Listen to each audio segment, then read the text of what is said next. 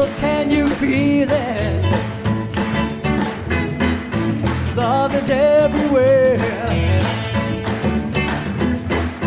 People, can you hear it? The song is in the air.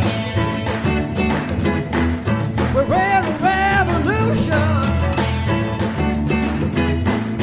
Don't you know right? Everyone is saying there'll be no one to fight. People, can you feel it? Love is everywhere. People, can you feel it? Love is everywhere. People, can you feel it? Love is everywhere. People, can you feel it? Love is everywhere. People, can you feel it? Love is everywhere. People, can you feel it? Love is everywhere. Love is everywhere. Love is everywhere. Love is everywhere.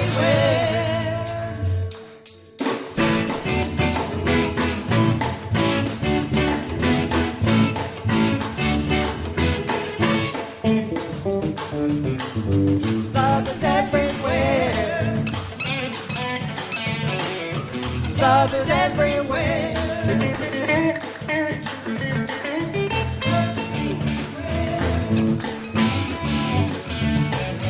Love is everywhere. People, can you feel it? Love is everywhere. People, can you feel it? Love is everywhere. People, can you feel it? Love is everywhere. People, can you feel it? Love is everywhere. People, can you feel it? Love is everywhere. People, can you feel it? Love is everywhere. People, can you feel it? Love is everywhere. People, can you feel it? It's here and there and everywhere.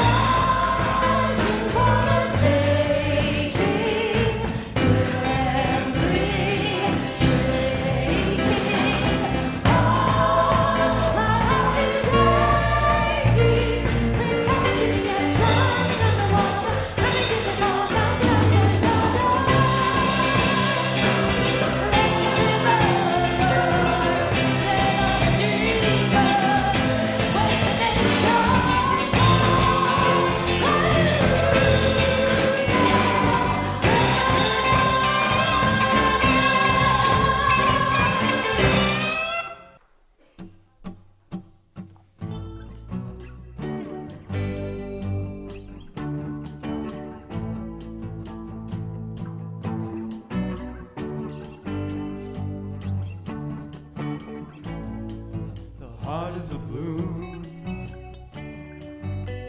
Shoots up through the stony ground. There's no room, no space to rent in this town. You're out of luck, and the reason that you have to care, the traffic is stuck, and you're not moving anywhere. You thought you found a friend to take you out of this place, someone you could lend a hand and return for grace. It's a beautiful day.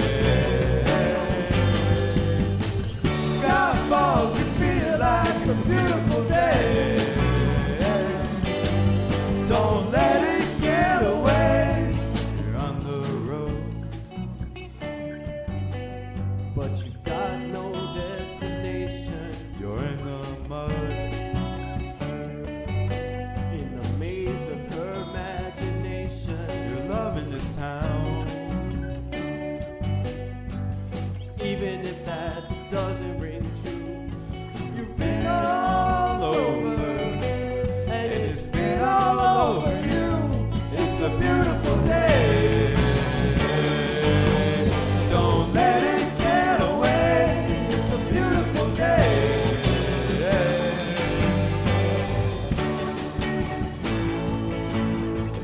Touch me, take me to that other place. Teach me, I know I'm not a hopeless case.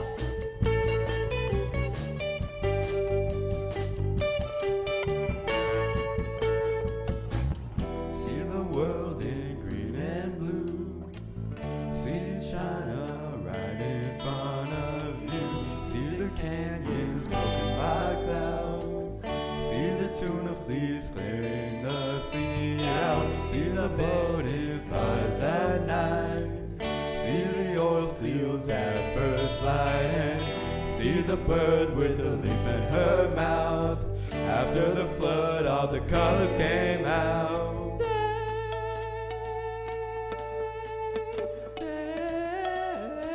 It was a beautiful day. Don't let it get away. Beautiful day.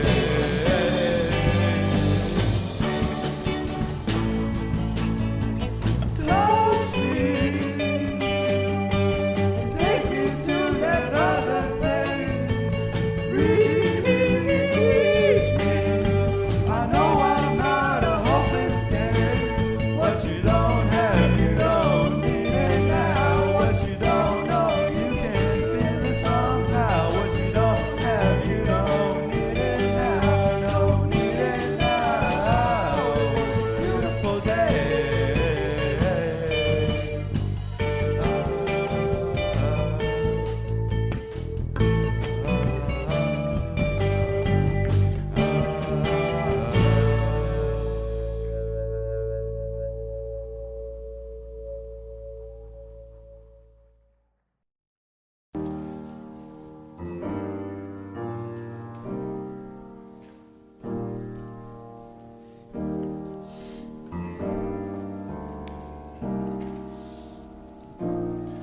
When you try your best but you don't succeed,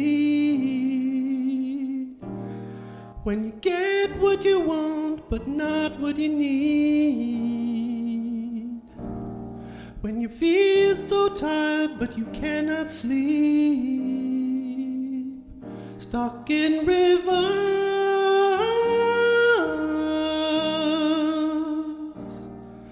and the tears come streaming down your face,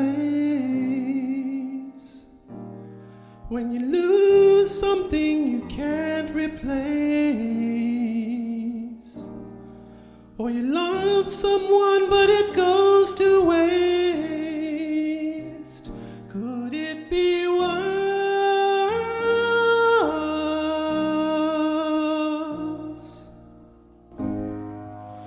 Lights will guide you home.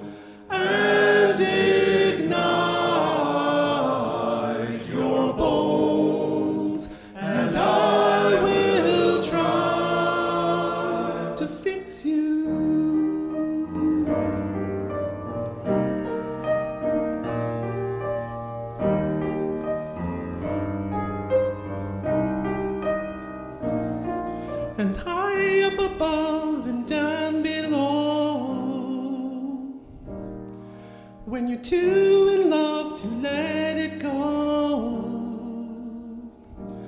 But if you never try, you'll never know just what it's worth.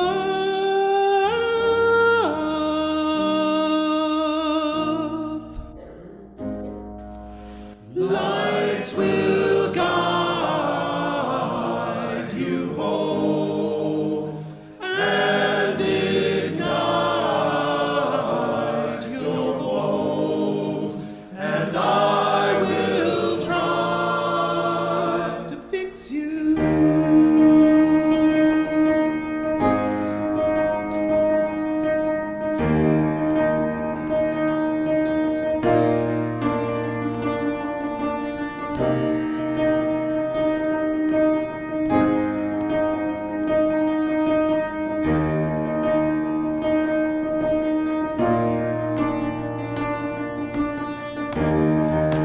Tear stream down your face when you lose something you cannot replace.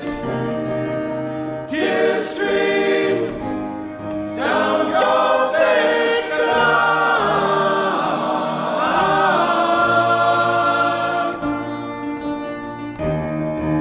and tear stream down your face. I promise you I will learn from my mistakes. Tears stream down your face, and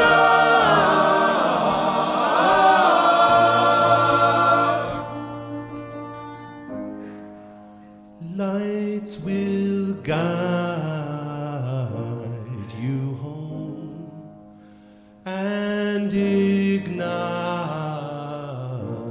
your bones, and I will try to fix you.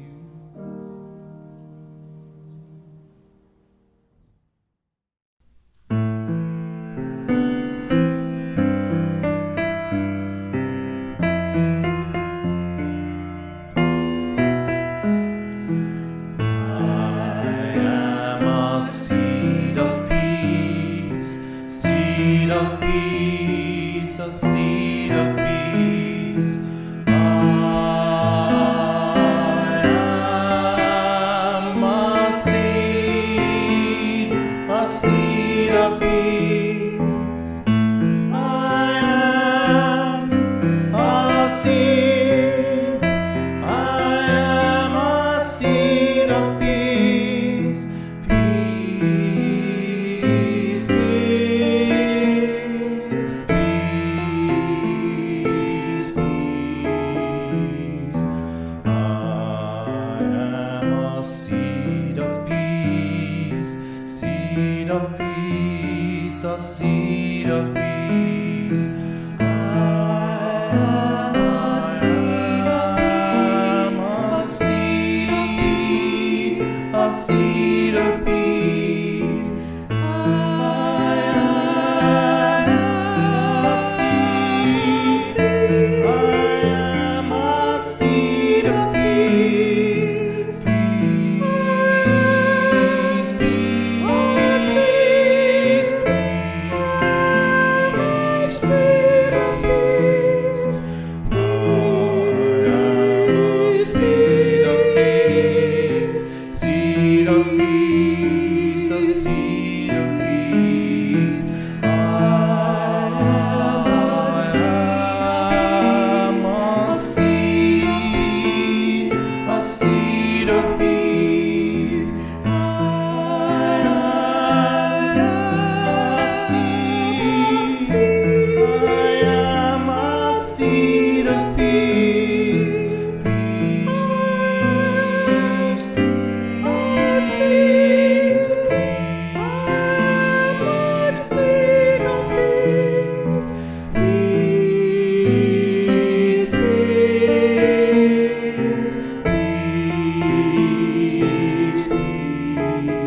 peace, peace, peace, peace, peace.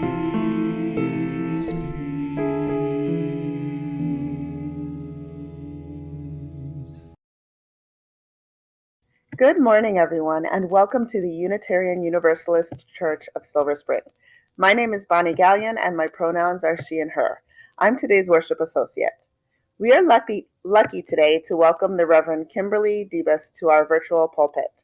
Reverend Kimberly is a community minister based in Tacoma Park, inspiring an artful and art-filled faith.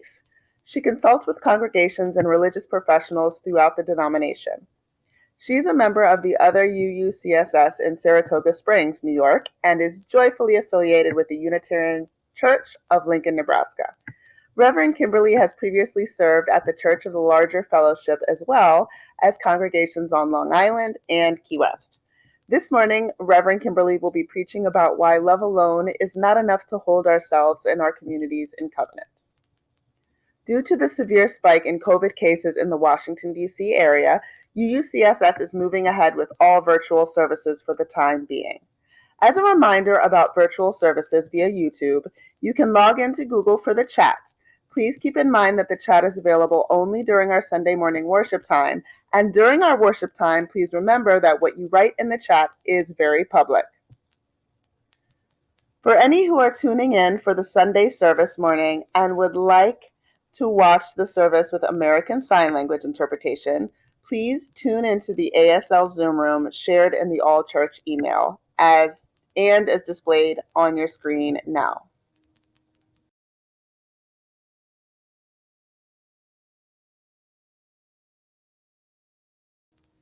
Now I invite you to go and get a chalice, candle, or flashlight so you can join us in kindling the flame of community. If you don't have something handy, I invite you to go and get it now. And now we'd like to take a moment to thank all of those who have made this morning's service possible. Please join me in the words on your screen as we light our chalices and reaffirm our congregational commitment. May this light warm our hearts with love and caring and guide us in the ways of truth. As we gather here for worship and wishes, we pledge ourselves to the endless search for truth, to the right of each to believe as mind, heart, and conscience dictate, to accept the responsibilities this freedom commands, and to implement our belief in the essential worth and dignity of every human being. May it be so. Let's join in the song of exaltation.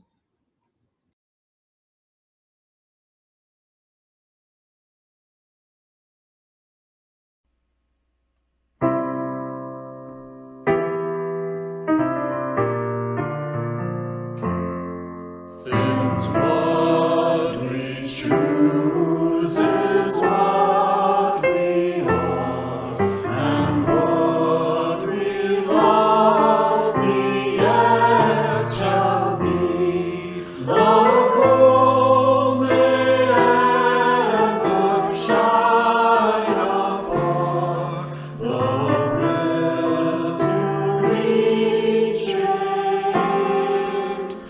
makes us free.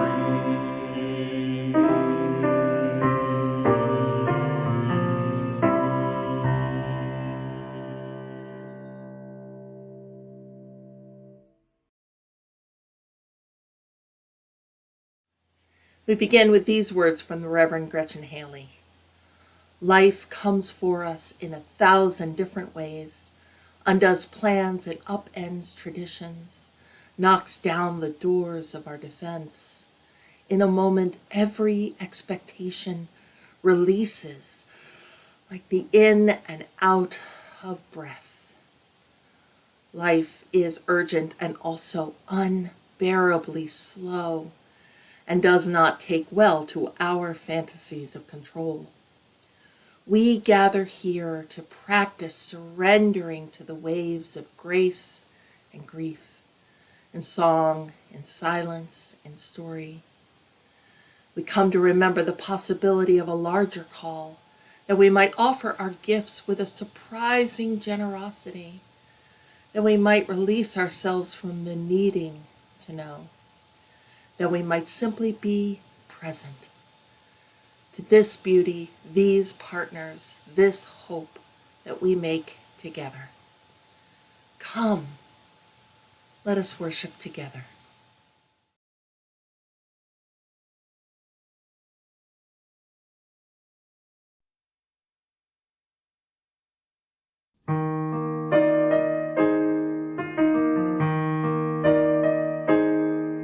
For all that is alive, we sing our thanks and praise. For all life is a gift, which we are called to use to build the common good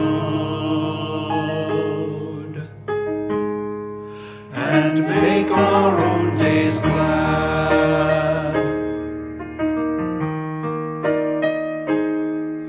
For needs which others serve, for services we give, for work and its rewards, for hours of rest and love, we come with praise and thanks. For all that is our life,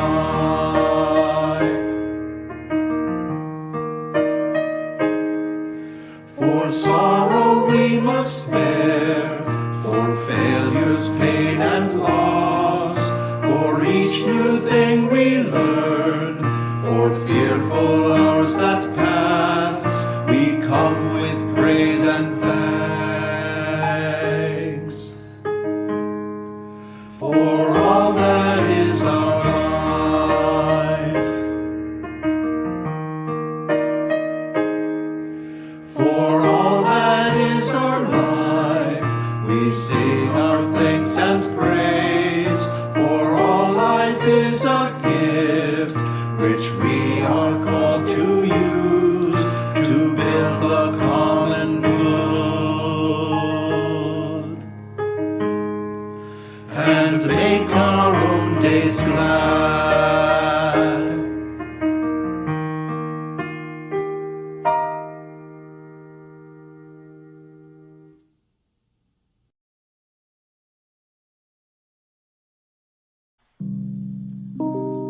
The Rabbit Listened by Corey Dorfeld. One day, Taylor decided to build something. Something new. Something special. Something amazing. Taylor was so proud. But then, out of nowhere, things came crashing down. The chicken was the first to notice. Cluck, cluck, what a shame. I'm sorry, so sorry this happened. Let's talk about it, cluck, cluck. But Taylor didn't feel like talking. So the chicken left. Next came the bear. How horrible! I bet you feel so angry. Let's shout about it. But Taylor didn't feel like shouting. So the bear left. The elephant knew just what to do.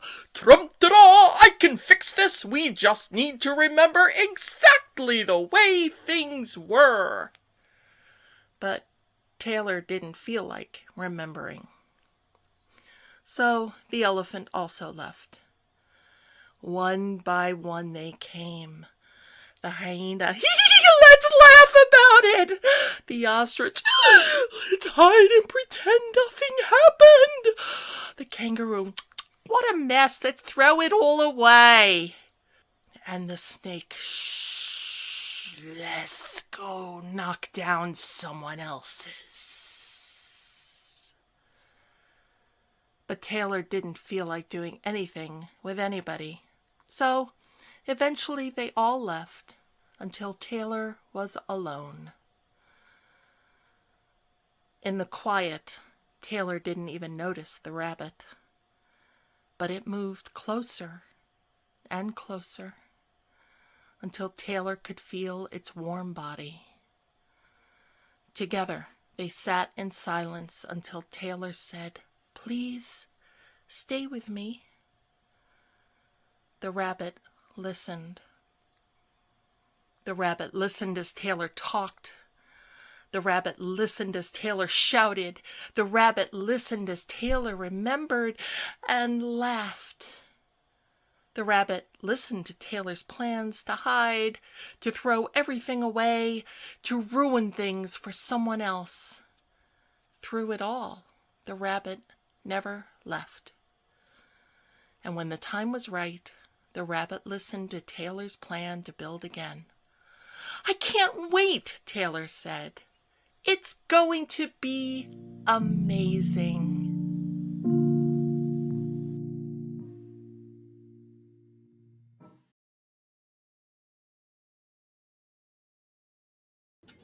Now is the time for us as a community to lift up joys and sorrows, our own and those of the world around us. Growing up, this is a good time to ask the kids in your household if they have any joys or sorrows they'd like to share. Please remember as the music begins and you share in the chat box that all things typed into the chat box are public during the live broadcast. And don't forget to make a note of the people whose joys and sorrows touch your heart so you can reach out to them this week. This is one way we show up for one another in community, even when we can't be together in body.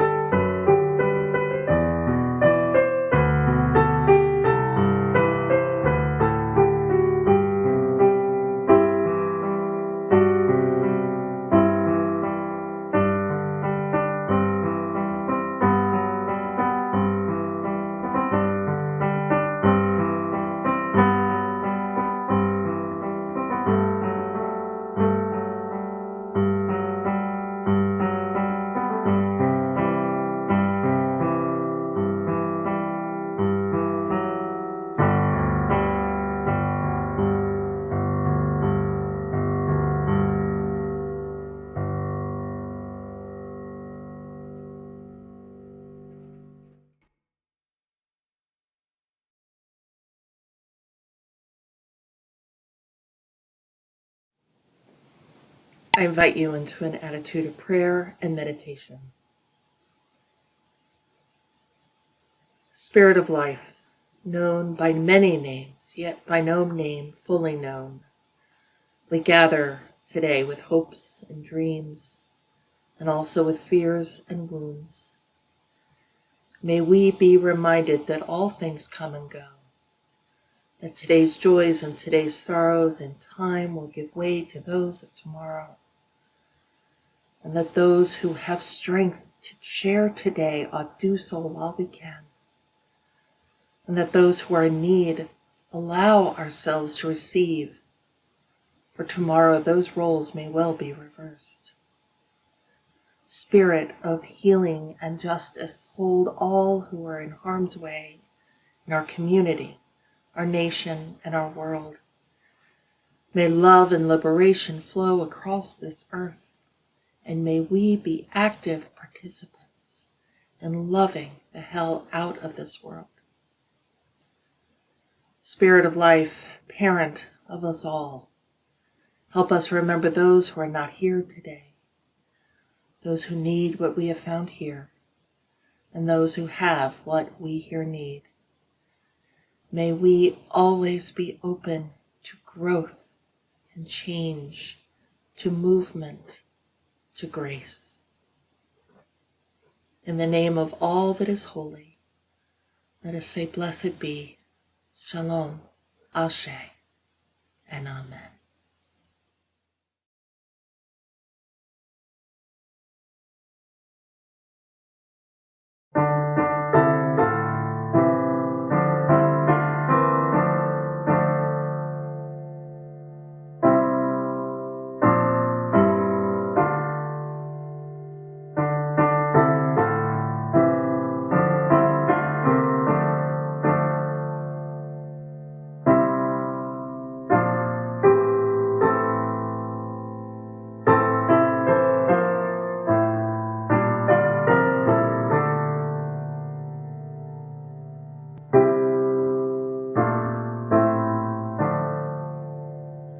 May I be filled with loving kindness.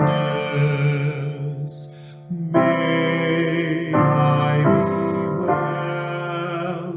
May I be filled with loving kindness. May I be well. May I be peaceful and at ease. May I be home.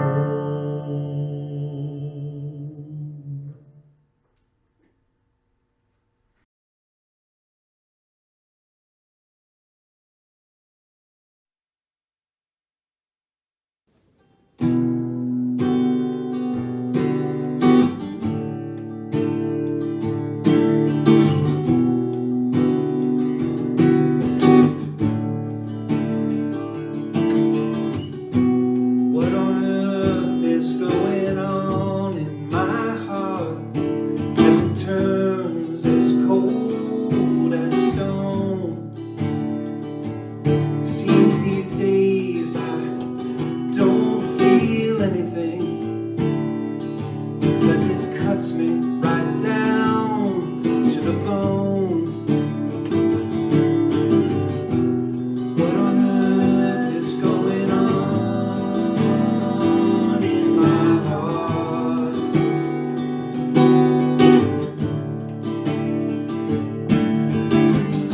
'Cause my oh my, you know it just don't stop.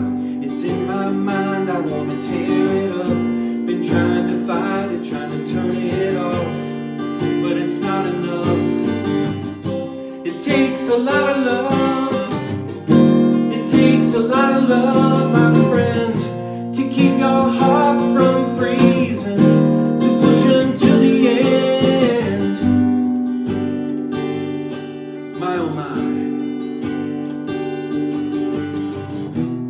What on earth is going on in my head?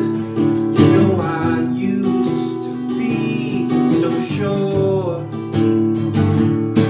You know I used to be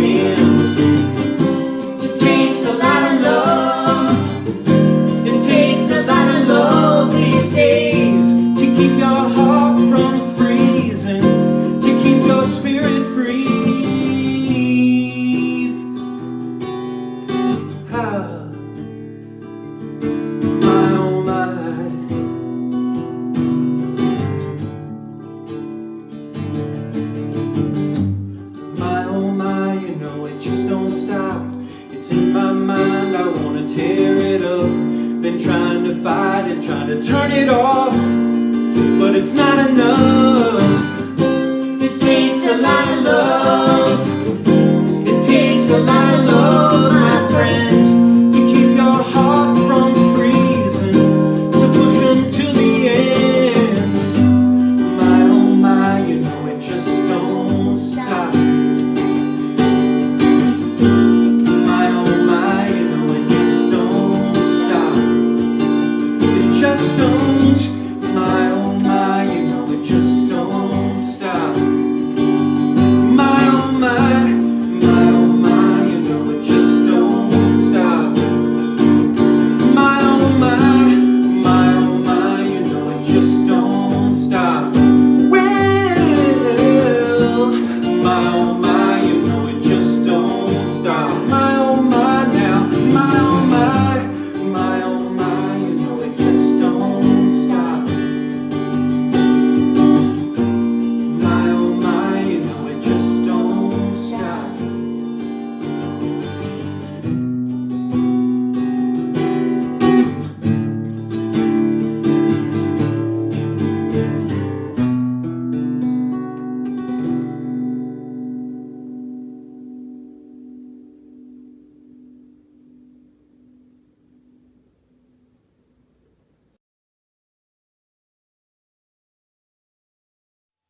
Our reading today is called A Ritual to Read to Each Other, written by 20th century American poet William Stafford.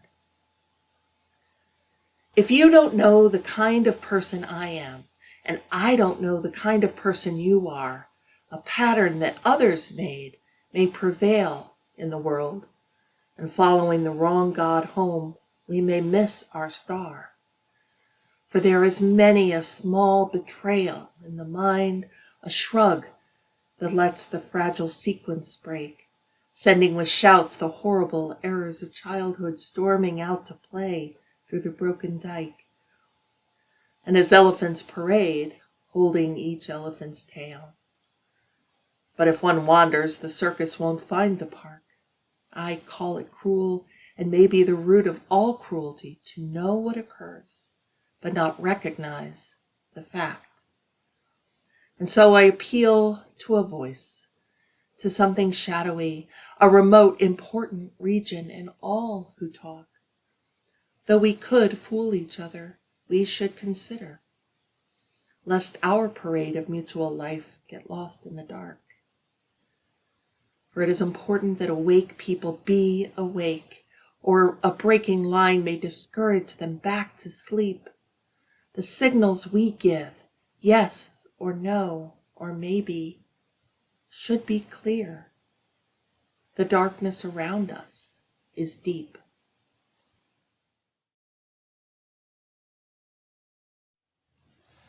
I'd like to begin with a bit of an introduction.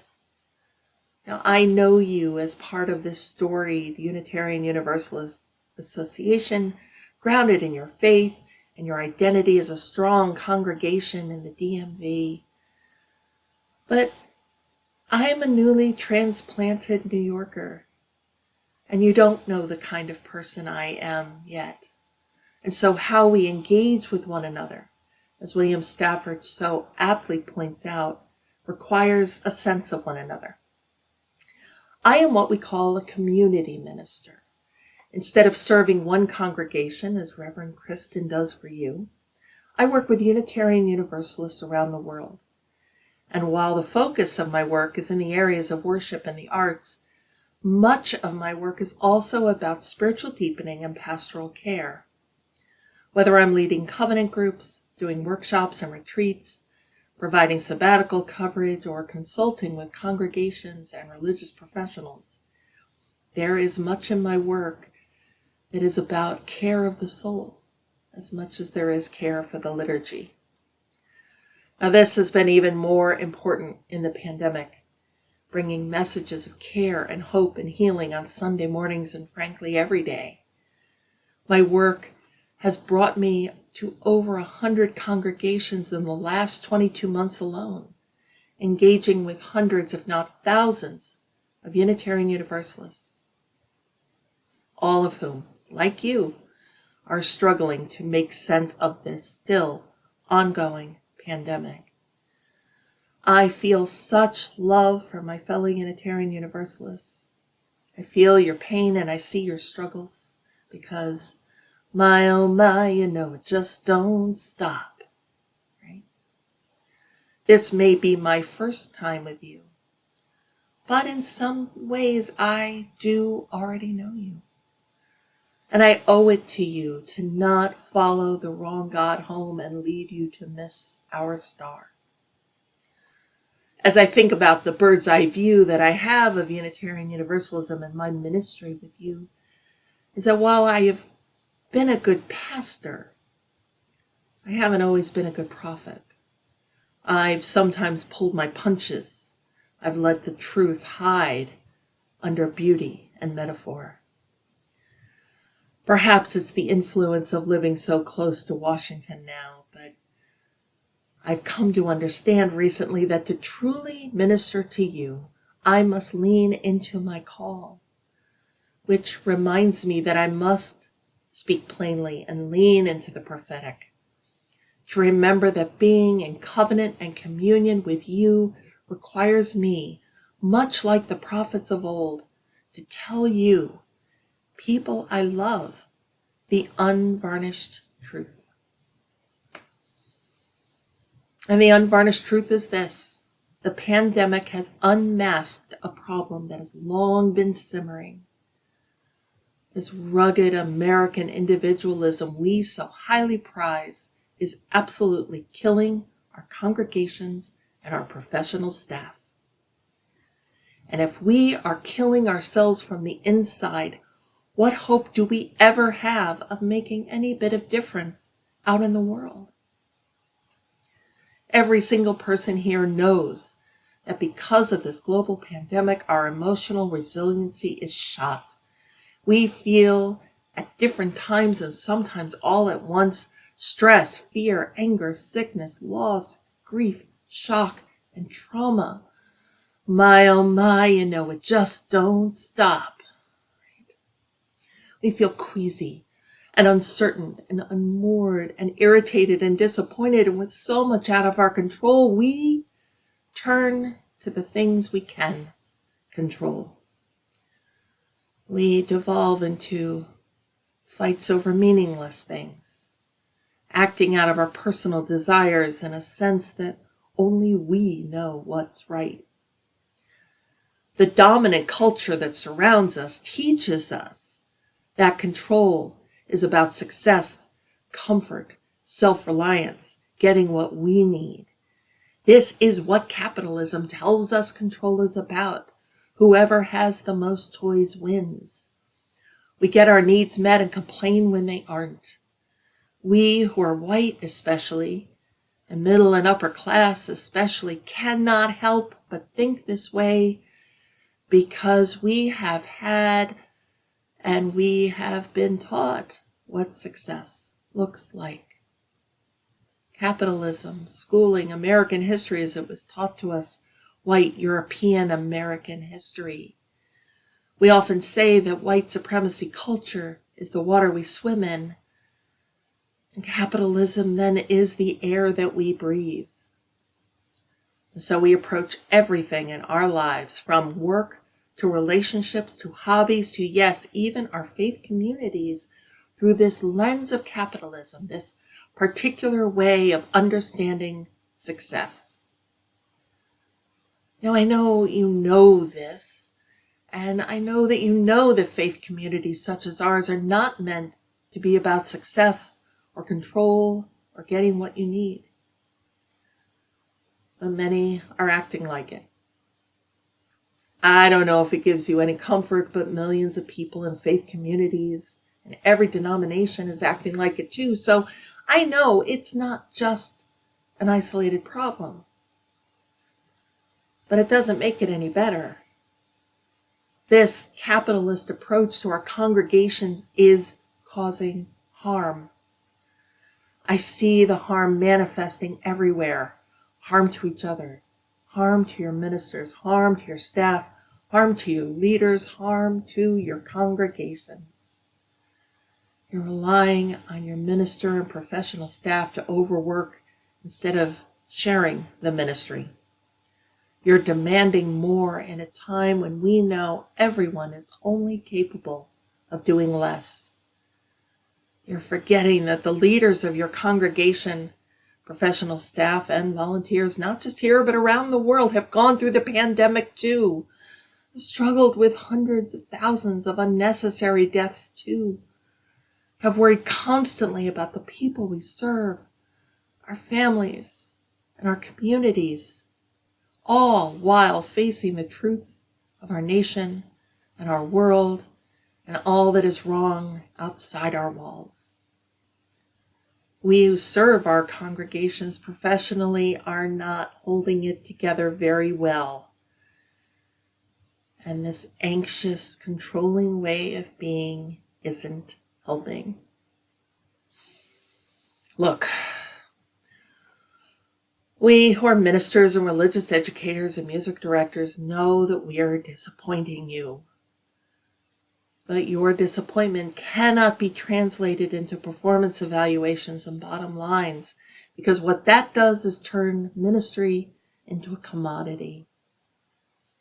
But ministry is not a commodity, it is a calling.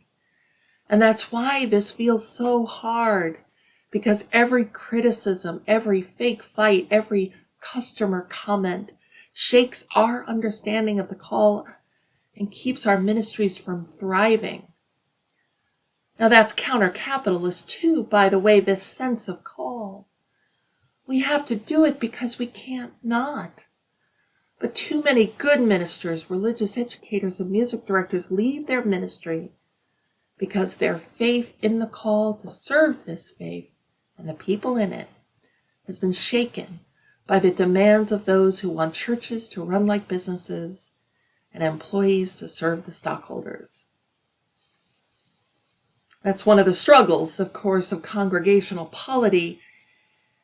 It sets up a model that at its worst looks like a corporation serving its stockholders, with professional staff there to offer a return on investment to the pledging members of a congregation. And that's killing our faith, especially when the pandemic has absolutely undercut every minister's ability to do the kind of ministry that they and you are used to. Look, this is important. We who serve your congregations professionally suddenly had to learn skills we never thought we'd have to learn before. We needed to become tech gurus and video producers almost immediately. We had to learn quickly how to hold a congregation over Wi-Fi. We had to learn how to provide faith formation for children already burnt out by too many hours of remote learning. We had to worry about our projects and our building and your welfare. We spent countless hours holding you together, holding your fears and anxieties, helping you learn too. And then as vaccinations started rolling out, we had to become experts on epidemic safety and protocol and make tough choices for our congregations that are made up of babies and children and adults and elders and the immunocompromised and the suddenly unemployed and the neuroatypical and the lonely and the scared and the angry. And we were scared and lonely and angry too. Yeah, we still are. We know that you, the congregation, all of our congregations have been disappointed. We have been disappointed too. We still are. But when anxiety and disappointment becomes a call to judgment, control, and criticism, we have a problem. Because this isn't how our faith works. And it certainly isn't loving. You cannot simply say love is all we need when we don't act in love. This matters. This matters so much that the Apostle Paul wrote perhaps the most famous biblical passage about it. And we're even proud of how we repeat the words from 1 Corinthians 13. If I have not love, I am nothing. But that's just part of it. You see, the whole point of writing about this is because the congregation he was writing to in the first century was behaving poorly. They were thinking of themselves, showing their faithfulness through their success and their control, bragging about their gifts and taking on a holier-than-thou attitude. They were measuring themselves against one another. They were seeking to control each other. So Paul lays it out for them. If I speak in the tongues of mortals and of angels, but do not have love, I am a noisy gong or a clanging cymbal. And if I have prophetic powers, and I understand all mysteries and all knowledge, and if I have all faith so as to remove mountains, but do not have love, I am nothing. If I give away all my possessions, and if I hand over my body so that I may boast, but do not have love, I gain nothing. Love is patient. Love is kind. Love is not envious or boastful or rude. It does not insist on its own way. It is not irritable or resentful. It does not rejoice in wrongdoing, but rejoices in the truth. It does not insist on its own way.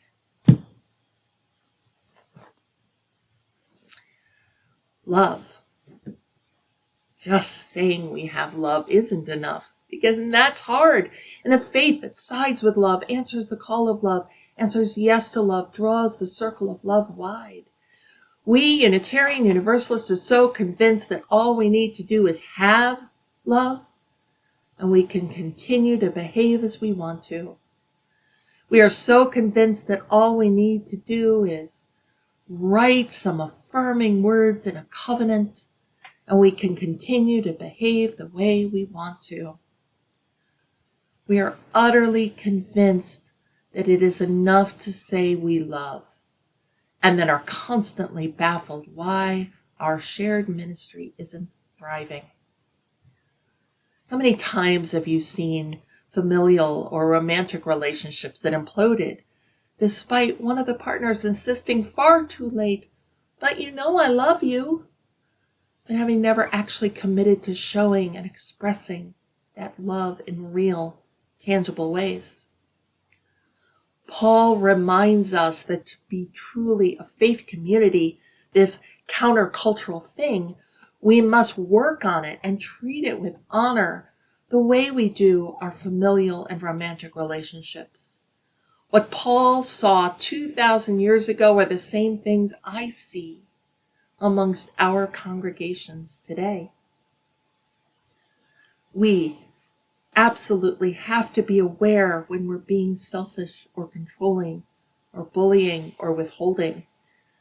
We have to be willing and ready to do the hard work of reconciliation, of mending and nurturing. We cannot just apologize and expect that to be the end of it. We cannot assume good intentions if we don't back it up with our behavior. We cannot properly care for each other if we're constantly wondering when we'll get ours in return. We cannot grow and change as a community if we continue to prioritize individualism over the common good. We cannot, in good faith, witness the struggles and be good allies if we are measuring a return on investment. We can't just buddy up to love and say that we have love, because love alone is not enough. Love must be embodied. Look, this is hard. And you know this faith is hard. It asks so much of you. It doesn't tell you what to believe or how to follow your spiritual path. It encourages you to direct experience and a free and responsible search for truth and meaning. It challenges you to actually affirm and promote dignity and worth, even to those who may cause harm. It calls you to affirm and promote equity and compassion to all. And this work I'm calling you to today is hard. It is full of challenges to the very air we breathe. It calls into question how you've been behaving, demanding the impossible, demeaning, and criticizing instead of lifting up and helping. It calls into question how you've been thinking about your congregation as services you purchase instead of a way of being together. It calls into question the hurtful and harmful things you say to one another out of your own stress and trauma. It calls into question how you are in relationship to those who are in service to you, who are called to minister to you, and those who form this community.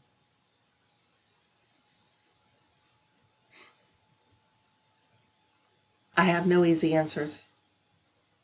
I can't wrap this up in a tidy bow for you, sing a joyful song with you, affirm you, and lift you up. We tend to rush too quickly to hope, to solutions, to answers. I know this is true of me too. I often preach in ways that leave people motivated, affirmed, and comforted. I want you to be able to leave worship ready to face the world with so much hope. But as Rebecca Solnit writes, hope is about broad perspectives with specific possibilities, ones that invite or demand that we act. Hope is not a sunny, everything is getting better narrative, though it may be a counter to everything is getting worse. You could call it an account of complexities and uncertainties with openings, which means this hard work can't be finished at the end of the postlude. Now, yes, hope does come, but we must carefully assess how we treat one another, our expectations and our choices. This is meant to be shared ministry, utterly countercultural, utterly counter-capitalist. The work requires not forgiveness, but repentance. It requires us to make a different choice. Here at the start of a new year, we can make this change, make different choices. All of us, you, me, we, all of us must dwell in the hard places, those places from where the hurt comes. It's time to have the hard conversations and actually deeply, carefully listen. Hear the struggles of your minister and your professional staff. Hear the pains of your leadership. Hear the trauma that infuses you, your family, this congregation, and this community. Think about how your behaviors or beliefs have perpetuated that harm. Acknowledge it. Accept it. Make a different choice. And in love, act. Do what is needed. Lean into the challenge. Let go of control. Let go of measures of success. Let go of perfectionism and your need to be right. Let go of selfishness and navel-gazing. Let go of bottom lines and returns on investment. Remember what church is actually for. Do what is needed. Remember, we must get it right inside our walls if we have any hope of getting it right outside our walls. This here, right now, this moment, this is truly the work of justice. It starts here and now amongst you. I know you can do it. I know enough about your storied past to be able to say you have indeed done some remarkable things. I know you don't want to harm one another. I know you don't want to forget how life-saving this faith can be. And eventually hope comes. This congregation is possible because of the generosity of the people who call it their own. It takes a lot of time and energy and commitment and good humor, leadership, and money to fund all that we do in one another's lives and in the lives of those in our wider community. As you can see on the screen, there are many ways to give your gift to the UUCSS. We are thankful for all of the ways people share their gifts, and today we ask everyone tuning into this service to make a financial offering to support this community and help us continue offering services like this one online. The offering will now be given and received with gratitude.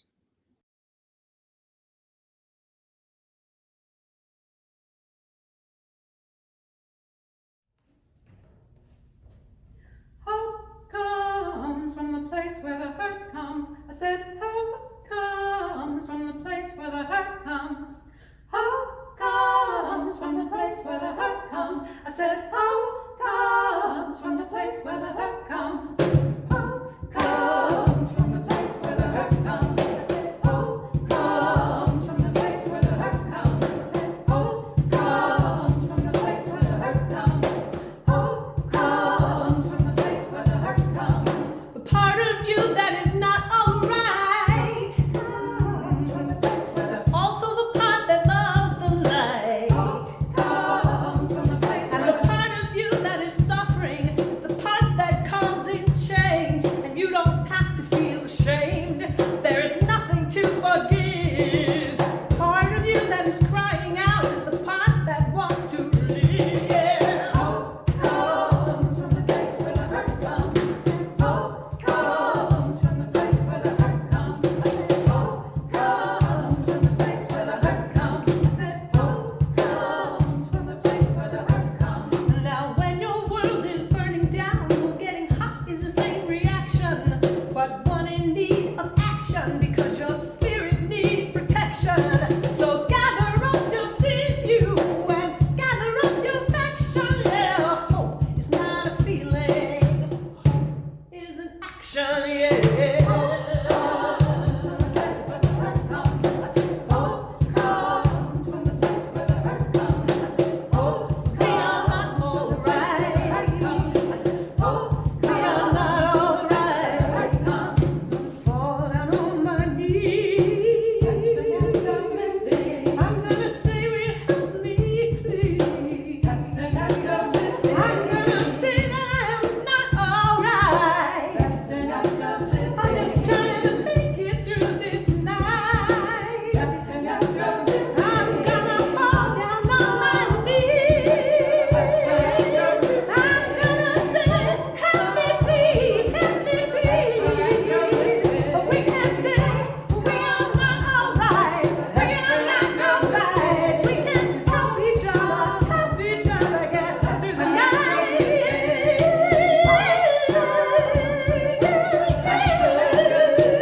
Now hope comes in the middle of a hurt, in the middle of the day. Plant a seed and watch it grow into something we don't already know. That's an act of living.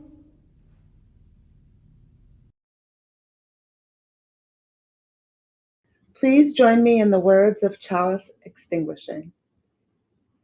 Carry the flame of peace and love until we meet again. I close with these words from the Reverend Micah Busey. May you listen to the jagged spikes of your own disappointments, acknowledging that you must be patient with yourself if you're going to be patient with anyone else. May you separate the real from the imagined, remembering that we are all waking up in a world that was already maddening, even without our current added layers of grief and fear. May you seek ways to choose kindness. May you step away when kindness just isn't possible. And may you find ways to be kind to your own ornery self until you can offer that kindness to others again.